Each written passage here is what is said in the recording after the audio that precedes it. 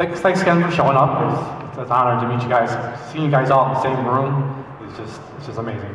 My question is for Mr. Blake. What was your experience like working with Harrison before he got famous? He was a really nasty man. I didn't,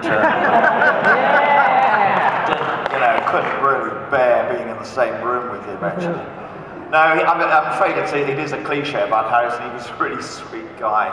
He was very young when we were doing it. I mean, he was only about 3 or 4 years older than I was. So he was, the first memory I have of him walking out on set in that cantina, and all us English actors were sitting around in our heads or whatever, and we were all moaning, as actors do, and people do all the time on film sets, about anything and everything there was to moan about. And suddenly Harrison walks out as Han Solo. And everyone out there, most of the straight actors went, "My God, that bloke's handsome. What is that?"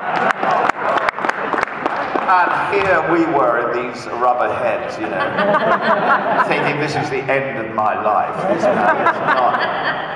But he was wonderful. I mean, a really sweet guy. And I think the great thing about him is that he sort of, I haven't seen him much, but I've seen him a couple of times over the years, but from that day to this, I think he's continued to be rather charming and a great icon of American cinema. So it was great.